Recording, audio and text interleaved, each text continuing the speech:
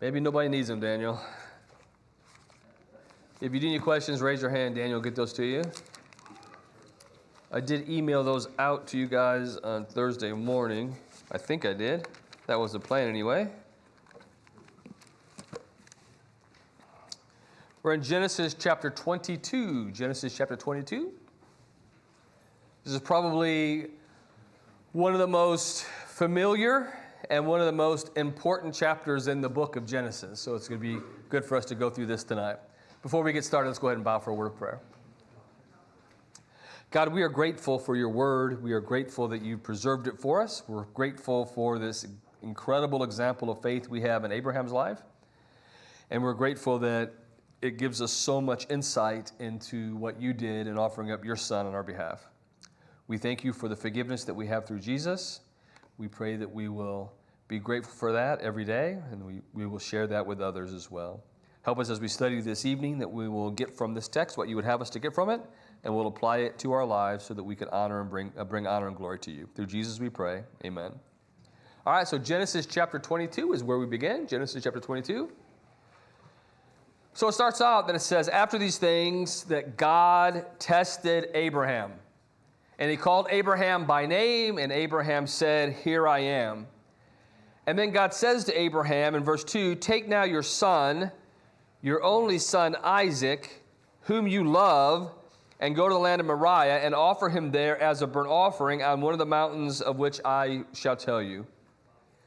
So Abraham rose early in the morning and saddled his donkey and took two of his young men with him, and Isaac his son. And he split the wood for the burnt offering and arose and went to the place of which God had told him. Then on the third day, Abraham lifted his eyes and saw the place afar off. And Abraham said to his young men, "Stay here with the donkey. The lad and I will go yonder and worship, and we will come back to you." So Abraham took the wood for the burnt offering and laid it on Isaac his son, and took the fire in his hand and the knife, and the two of them went together. But Isaac spoke to Abraham his father and said, "My father." And he said, "Here I am, my son."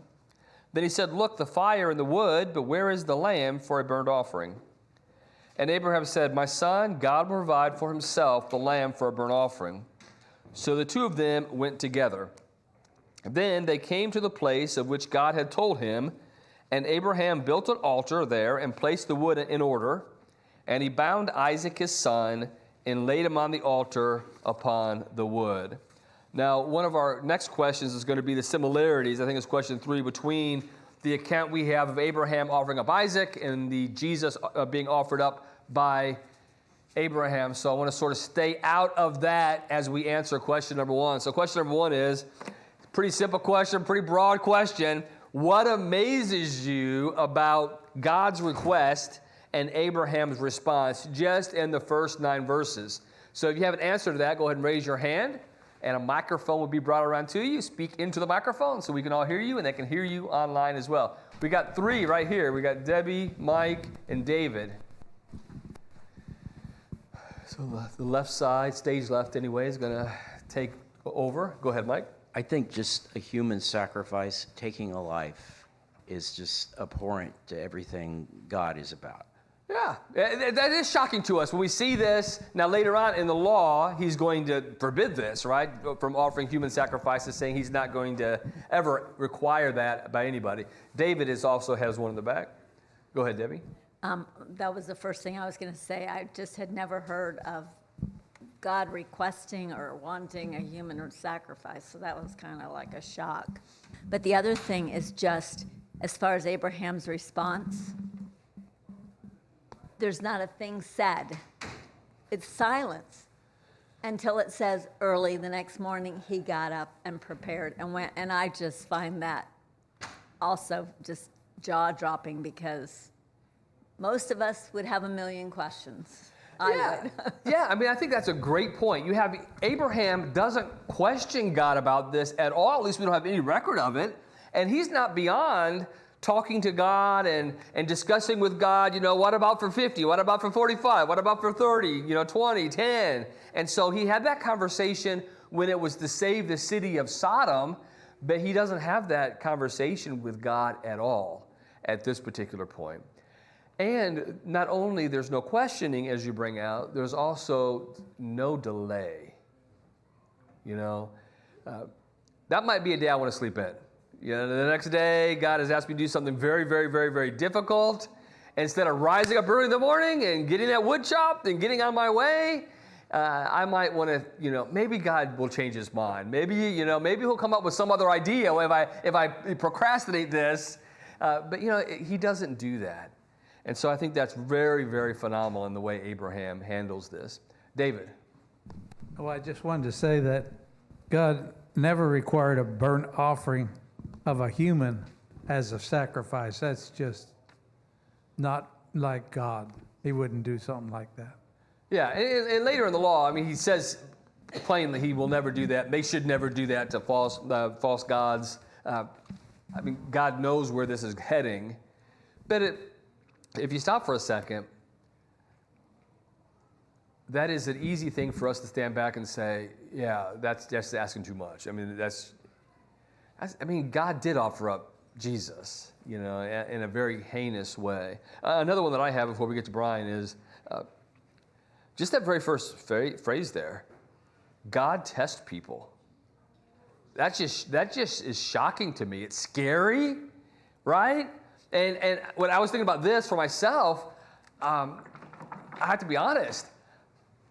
I had to think, do I rise to the level that I would even bring to God's attention to be tested? You know, I mean, you know, he's not testing sinners, right? He's not testing those who he knows has weak faith.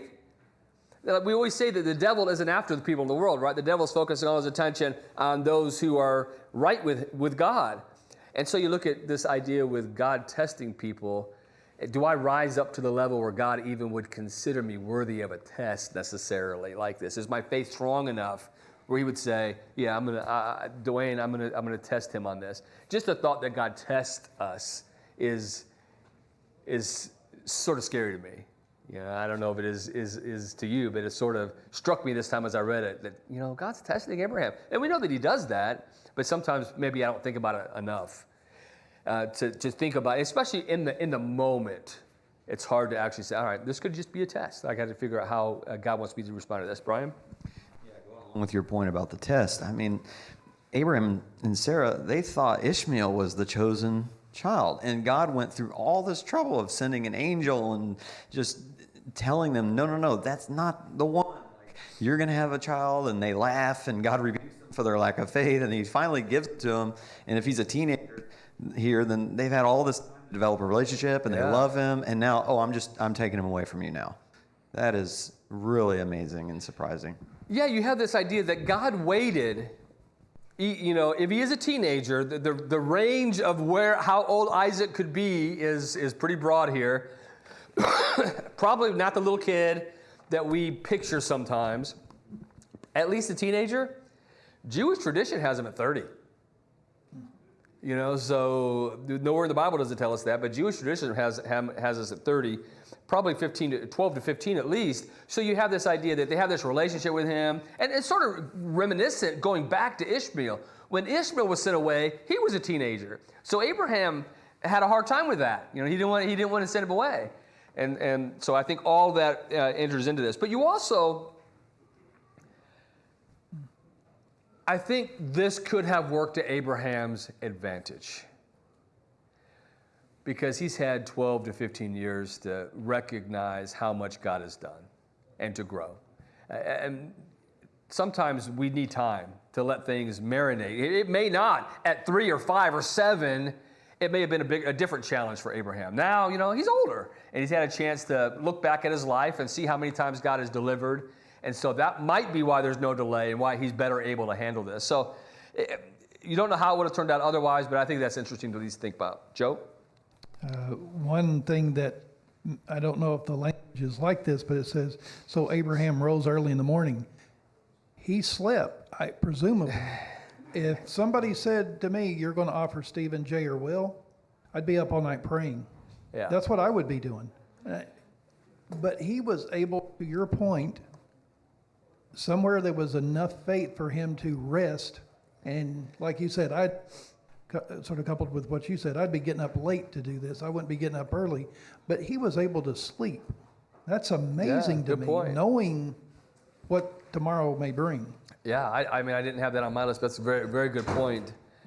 We have Bonnie back there has a comment. Well, one thing we know from Hebrews is that he was confident God could raise the dead. And to your point of how many years, he has seen so many miraculous things, them even having Isaac, that I think his faith is probably phenomenal at this point. And he did get right up. He didn't question or anything. He got right up, got everything together, and they left, Yeah. So I think he knew that whatever, he's going to do what God tells him, but God will decide exactly how he wants it to end. Yeah, and we're not. I skipped the question on Hebrews because it's sort of you can bring it in here. There is the statement in Hebrews that he had enough faith to, even if he killed Isaac, that God would raise him up, and the reason he could do that is because God said through Isaac, and so he knew that it has to be through Isaac, right? So either he's not going to kill him, or if he kills him, he's going to raise him up from the dead. It's not like God's going to let Isaac stay dead and say, all right, I'm going to give you another son. I mean, it wasn't like that. He said, through Isaac is this going to happen. So that gave him a little more confidence that he can go through this, even if he does put him to death, which is a phenomenal thing to do. I think it's interesting in the story that there's no record of him sharing this information with Sarah. We don't know if he did or didn't, but there's no message or record of him sharing that information with Sarah. In today's modern society, we'd probably think that he should have. Abraham may have thought, you know what, this is probably something. God's going to bring him back to, just like he said later to the lad and I are going to come back. Maybe his thinking is, I'm going to return in 6 days or whatever it is, a week with him. Why trouble her? He had that much faith. So let me see. Ladies, if that were the case, if Abraham had that much faith and he knew that Isaac was going to come back in 7 days, would you prefer your husband not tell you? I don't know. We got to going both ways. All right, who has the microphone? All right, go ahead. Something I hadn't noticed before was in verse 4, it says, on the third day, Abraham raised his eyes and saw the place. So that was quite a journey to be thinking this over. And I never caught that before. I guess I just assumed it was, maybe half a day or something like that. But on the third day, to still be convicted to do this and not have backed out is really impressive. Yeah, I have it here. I find it very interesting that how much time God let Abraham have to think about this. And when I was going over that this week, I couldn't help but think of Brian's lesson a little bit. What are Abraham's thoughts on that 3-day journey? How is he thinking about this so that's going to affect the outcome eventually? And so he had 3 days to think about this. And there's no indication that he even thought about going back in any way, shape, or form. And I also think it's very interesting just how specific God is about this. Your only son, the one that you love, Isaac, that's the one that we're talking about here. Go ahead, Debbie. Well, the thing that I have a big question about, which we're not told, is how did Isaac respond to all of that? Did God put him into a trance? Did he put him into a deep sleep? Did he even know? Because once he was bound, can you imagine the trauma of seeing your dad coming at you with a knife? So that part's kind of big question to me. Yeah, there's questions like that. Obviously he had his senses about him because he asked a question on the way up there. Where is the sacrifice? I think it speaks to his trust of his father. If he's a teenager or 30, he could have put up a fight. So I think in the things that we're going to mention about similarities, I think there's a willingness to trust the Father, both in Jesus' account and the account here of Isaac. Randy? Yeah, I agree with what you just said, because I was going to point out that if he carried the firewood up that hill, he was a pretty good, strapping young man. Yeah. And he could have put up a fight, but he must have had intense trust. Yeah, he's not a 6-year-old, right? He's not a 6-year-old. So he's Dads, at what point could your boys whoop you? There comes a point in all of our lives where our boys can at least put up a significant fight that it's gonna cause us some physical damage to try to take him down, right? And so he was at least that age, I would think, and so it shows the willingness there. So let's go ahead and go to question number 2. Why do you think? Why did God wait to save Isaac until the very last moment before Abraham killed him? Are there other examples in the Bible where God saved people right before an impending disaster? And have there been times in your life where God helped you right in the nick of time? There was a point in time where you're like, oh, I don't know how this is going to turn out. And then God intervened in your life. So if you look at the Genesis chapter 22, starting verse 10, we'll read through verse 14. It says, and Abraham stretched out his hand, took the knife to slay his son.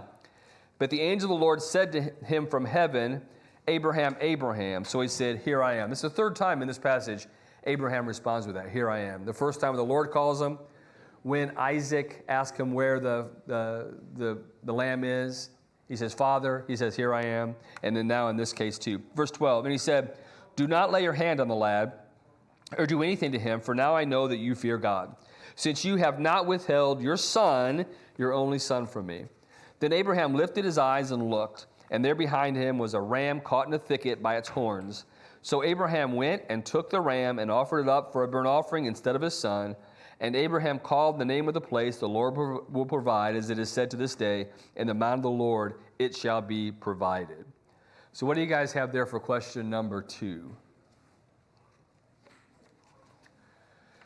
Joe's tentative here. All right, Joe and Brian and Chloe back there as well.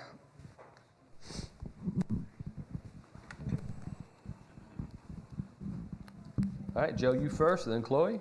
Well, I just put down that just to make sure he's committed. If he just said, "Hey, are you gonna sacrifice your son?" Yeah, I'll do that.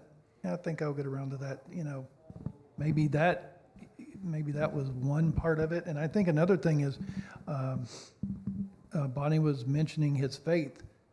To push the faith, you can't do it. You can't do something small. You'd have to do something great. So he pushed him hard, but not too hard. You know what I'm saying? I mean, he didn't have him do something that he could not do. So maybe those are some of the ideas that I came up with Okay. as far as I think as far as the first. Question. faith.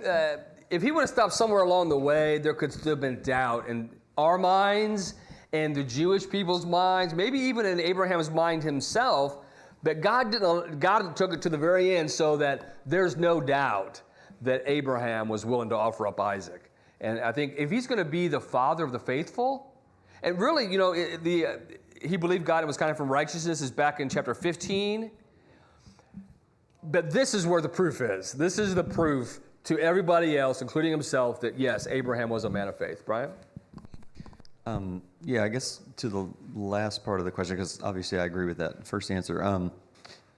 I don't know if this has to do with disaster necessarily, but there have been times where I agreed to help somebody with something, and I knew it was going to be like a really big burden. And I also kind of thought like, it'd be great if somebody else did this, like maybe a family member of theirs or something like that, somebody more natural. But I just agreed, like, Lord, if you can use me and I can serve and sacrifice my time or whatever, and then I would almost be there to take care of it, and then I'd get a phone call or something and say, oh, hey, someone else is taking care of this. So I had that thought like, okay, God, you just wanted to see, if I would actually go through with it. See if I would actually do it. So anyway. Once you get in the car and start driving over there, you get the phone call. It's like, all right, you did it. You went through far enough. Chloe? Along with what Mr. Joe said on the first part is, and along with what you were saying, right, like there's no doubt that he would have sacrificed Isaac because he went towards the very end. I think along with those lines, right, it was a 3-day journey, and it's very easy to, up until the very last second, to be like, I know God's gonna provide. Like he's told me to move my whole family, and I did, and he provided then, right? Like I know that this is the one he prophesied about.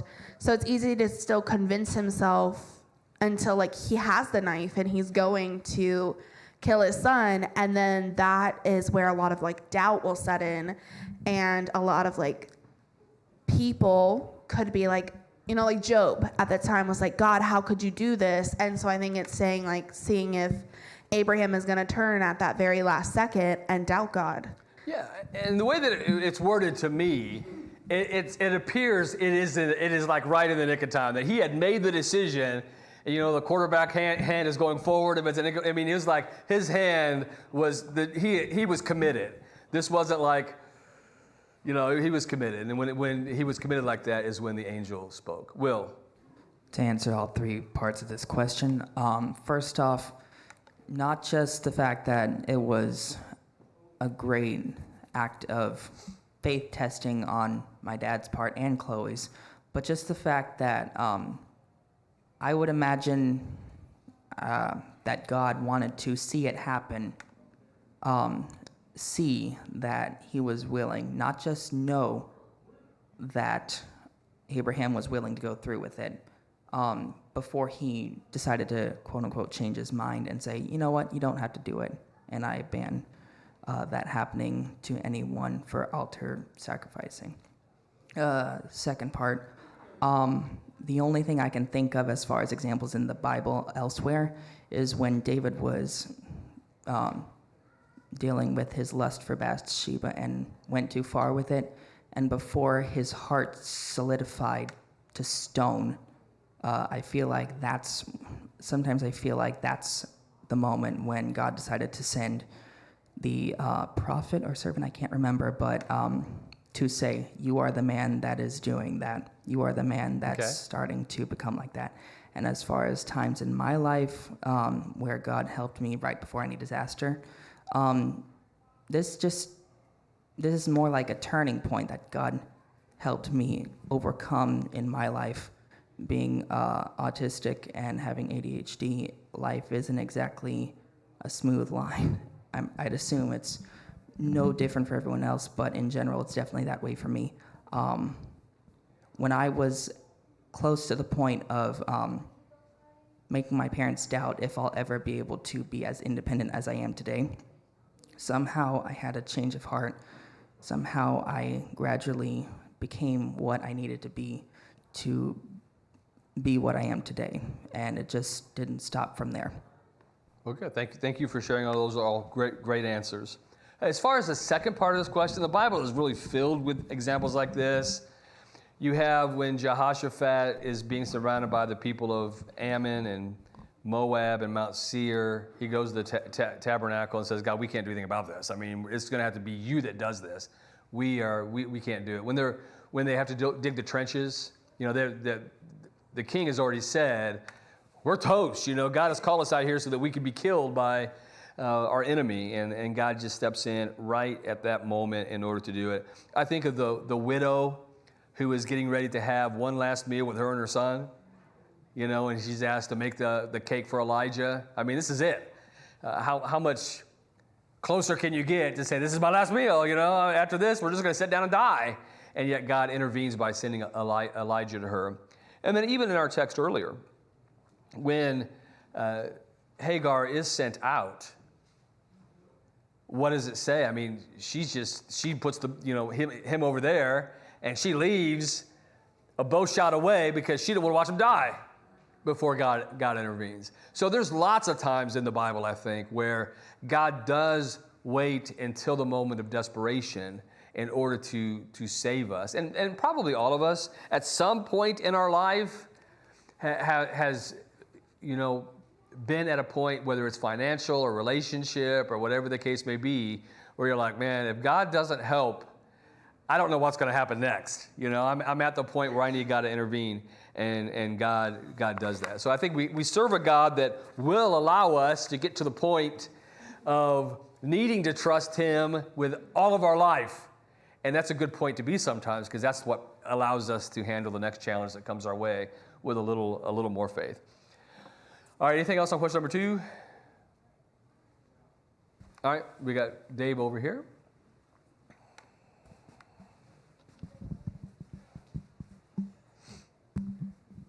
Yeah, when Abraham said that we will come back, me and my son, by doing it this way, it showed that Abraham had faith beyond death.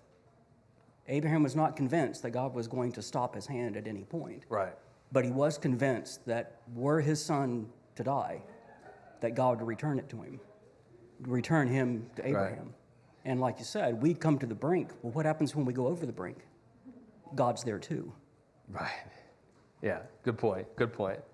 But yeah, that's a good point. So there's this idea that, I think the Hebrews passage sheds a lot of light to this because he believed because Isaac was the son of promise, was the one of promise, that God, it wasn't somebody else, wasn't an option. It wasn't, hey, how far away is Ishmael and Hagar? I can go back and get Hagar. It wasn't. He was all in on Isaac being the guy because God said Isaac was going to be the one. And so the way that he could rationalize this is either I'm not going to kill him, or if I do kill him, God's going to raise him from the dead. I don't know how many options there are other than that, but that's where he had come down to. So question number 3 is, and I'm going to ask you all if you will just give one at a time instead of rattling off everyone you can come up with when you get the microphone. So here it is. Compare and contrast the stories of Abraham offering up Isaac and God offering up Jesus. I wish you would have bought a pencil so I could mark mine off as you guys said them. Jesus was a perfect sacrifice. Isaac was not. Okay, there's a contrast.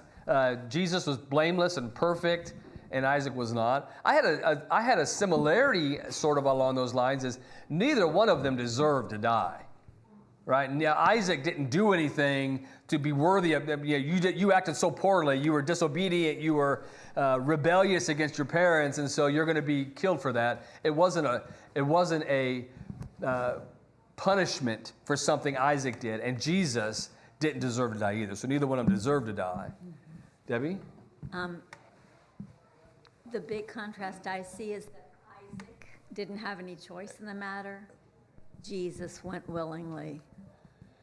Yeah, unless we say that Isaac could have fought his father, but Jesus, knew, Jesus knew this was his destiny from before creation, right? Before creation, he knew that was where he was going to be. Isaac didn't know those 3 days, right? Those 3 days leading up to the time of the sacrifice, he didn't know. And I think this is just amazing about Jesus, in the fact that he, the whole time, his whole life, he knew this was going to be his end. And living like that would really be a huge challenge. All right, I'm going to go to Brian, then come back to you, Randy. Both sons had to carry the wood that they would be offered up as a sacrifice on. Yeah, both of the sons carried the wood that they would eventually be sacrificed on. Was that yours, Randy? All right, what else you guys got?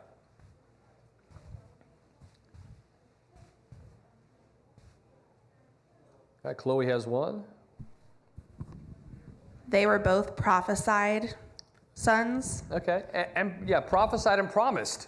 They were both sons of promise, right? So Isaac was the son of promise. Jesus was the son of promise from the very beginning, the ultimate end to what God had promised us. And both are called only sons. So if people, Isaac wasn't the only son. Ishmael was, he already had Ishmael, and he was going to have other sons as well. But he is the only legitimate son.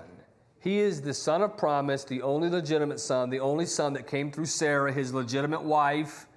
And so in one sense, he was the only son, and he was the only son of promise, as Jesus was the only son. All right, Daniel? I think you can see the father connection there. The fathers are the ones who are willingly sacrificing their sons. And it shows the dedication of both. So. Yeah, both were offered up by their fathers who loved them. Both fathers loved their sons, and they were both offered up by their fathers who loved them. I put both were obedient to their fathers. Up to the point of death. One of the things I was listening to this week is like, you ever wonder what this conversation was like going down the mountain? Dad, you almost killed me, You were really going to go through with it. And I'm sorry, but there's none of that. There's trust that Isaac had for Abraham and all this. I think the 3 days is also very significant. 3 days is significant in the Bible throughout. And here you have this idea of this 3-day journey, and then Jesus was 3 days, after he died, before he was resurrected. Both were bound. And that's an amazing thing on both ends, especially willingly.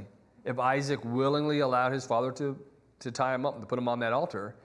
And in the garden, I just think it's fascinating in the garden when they bind Jesus.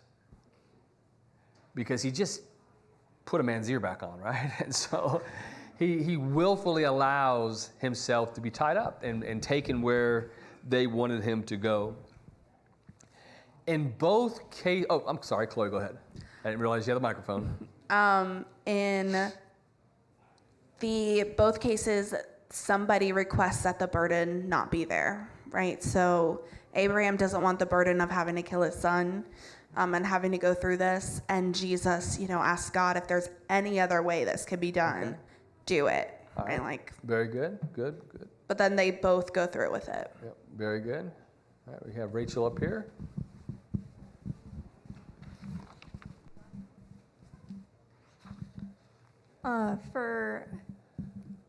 So I think, sorry, I lost my train of thought for a second. I think that the comparison with how, I'm sorry, I forgot it. That's all right. If you remember it, you can raise your hand back up. Pass it behind you there. Joe has one. Yeah, the first one was about Abraham, because was he going to go through with it? The second one was about Jesus. Was he going to allow that to happen? So I think that's sort of a contrast, Okay. between the fathers and the fathers and the sons of the situation. Okay, very good. So God wasn't being tested. Abraham was being tested. Go ahead. In both stories, it was God's ultimate decision as to whether the son died. And he obviously, spared one and went through with the death of the other. Yeah, very good. I think Rachel got her train of thought back. So we remember that, we know that Abraham was going to kill his son. He was going to sacrifice him, and God stopped him but Abraham knew he would bring him back. But God let his son die because he knew he would also come back. Yeah, I mean, two things there. One is both were resurrected. In a sense, the Bible says Isaac was resurrected because in Abraham's mind he was dead. So in a sense, he was resurrected. Jesus was resurrected. And there's just this powerful thought of God knew that there was, and you think about this, not only was no one powerful enough to stop this, God knew no one was even going to call for this to stop. You think about this. I mean, there's not a lot of people calling for this to end. And I mean, even his own disciples leave him.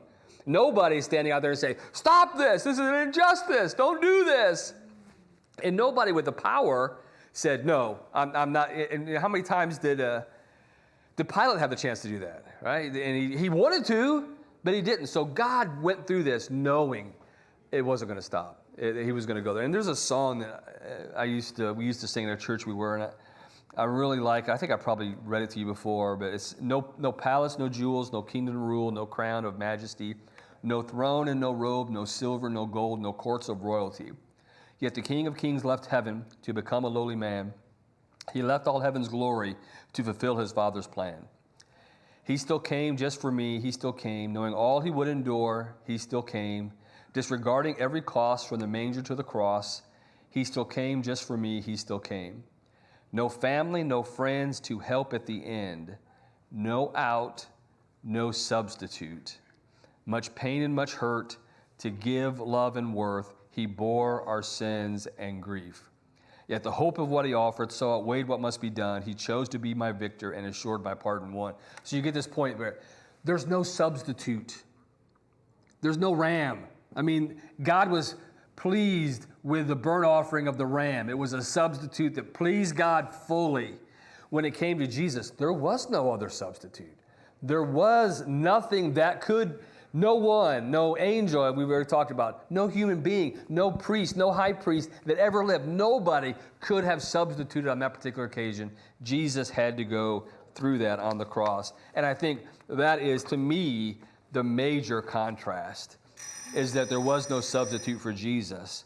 And Jesus was God. and he was a sinless person, and his death was the only one that could provide us forgiveness. And so another one that I thought of, in order for God's promises to come true, Isaac had to live. Jesus had to die. So in order for the promises to come through, Isaac had to live. Jesus had to die. I thought that was interesting. All right, let's go ahead and move on.